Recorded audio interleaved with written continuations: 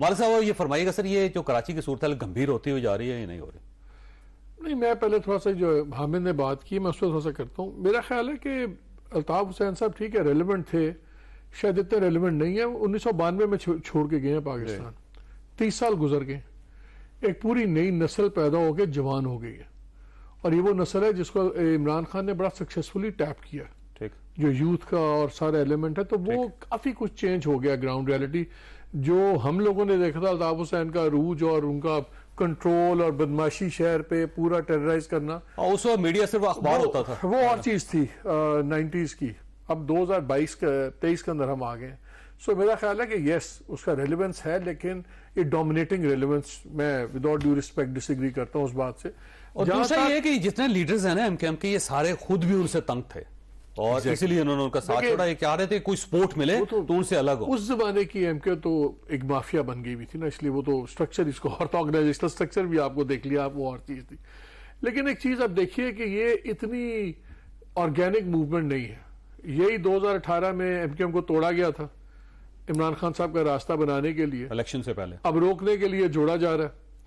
कामरान टिसोरी साहब वही हैं जिसके ऊपर ग्रुपिंग में तकसीम हो गई थी 2018 जब उनका क्या हुआ था, एक टिकट दी थी सेनेट की, सारे उससे इशू हुआ, तो इनको फारूक सत्तार साहब ने टिकट दी, उनको अपनी कन्वीनरशिप छोड़नी पड़ी, बिल्कुल ठीक, पार्टी टूट गई।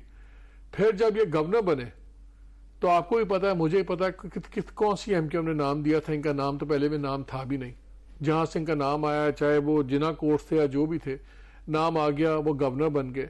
सो ये कहना कि ये कोई इंडिजिनस सी और बड़ी ऑर्गेनिक मूवमेंट है, सारी ऑर्गेनिक मूवमेंट नहीं है, ठीक है। ये बदलती सियासी तरजीहात के मुताबिक एक नई अगले इलेक्शन का बंदोबस्त है, ये एक नई पॉलिटिकल गेम है। और शायद इसमें थोड़ा सा ये भी हो, जो मैं बातें सुन रहा हूं, कि ये डिजायर भी हो कि पीपल्स पार्टी को भी थोड़ा सा चेक दिया जाए।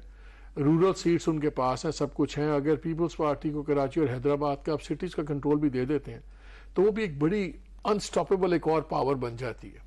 और इसमें खाली बात कराची में 32 बिलियन के बजट की बात नहीं है, ठीक, कराची कॉर्पोरेशन के। जो भी रन करेगा उसका बड़ा इन्फ्लुएंस होगा उन 21 सीट्स के ऊपर, डेवलपमेंट और सारा। तो it is a matter of not just 32 billion plus budget, it's also an issue of कि आपके पास उस 21 सीटों में आप क्या खेलते हैं, फिर 50 सीटें दूसरी भी है, प्रोविंशियल की भी है। सही बात। सो वैसे अब एक सवाल ये है कि अगर ये सारे इकट्ठे हो जाते तो क्या इमरान खान का कराची के अंदर मुकाबला कर पाएंगे? इकट्ठे नहीं होंगे। जो वहां पे गेम, एक मैं सुन रहा हूं जो दोस्त वगैरह दूसरे बताते हैं कि वहां पे गेम एक लूज अलायंस की बात अब हो रही है, और उसमें जो झगड़ा असल है वो ये कि मुस्तफा कवाल को किस तरह सेंट्रल रोल दिलवाया जाए, ठीक है, दिलवाया जाए। अच्छा, समझ नहीं आ रही मुझे, बस ब्रेक ले लो समझ नहीं आ रही। लेकिन मुस्तफा कमाल साहब इस सारे सिनेरियो में खामोश हैं। इसमें फारूक सत्तार साहब बोल रहे हैं, मोहतात है, कामरान टिसोरी साहब बोल रहे हैं मुसलसल, खालिद मकबूल सिद्दीकी साहब बोल रहे हैं, उनके साथ ही बोल रहे हैं।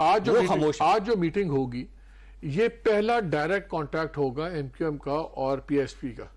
इससे पहले गवर्नर साहब ने बातें की हैं उनसे, एमक्यूएम की लीडरशिप की और मुस्तफा कमाल की इससे पहले कोई डायरेक्ट कॉन्टैक्ट नहीं है इस तमाम बातचीत के अंदर भी। सो दैट इज वाई ये बड़ी इंटरेस्टिंग मीटिंग होगी। लेकिन अब मुस्तफा कमाल साहब का ये है कि अगर उनको लीड रोल देते हैं तो नीचे से फिर लोग राजी नहीं रहेंगे, क्योंकि उनके अंदर एक इग्रेशन है और उस इग्रेशन के साथ शायद ये लोग कॉम्प्लिकेटेड इक्वेशन है, कोई आसान इक्वेशन तो नहीं है ना संभालना। तो अब अगर फर्ज करें कि आप सारी क़यादत तो उनके हवाले कर देते हैं तो बाकी फिर तितर नहीं, लिमिटेड बात की बात हो रही है, 6 से 8 माह की बात हो रही है जो मैं सुन रहा हूँ, नॉट मोर देन दैट, ठीक है। और फिर मुस्तफा कमाल साहब को आप देखते हैं कि जरा लीडिंग रोल में आएंगे सर?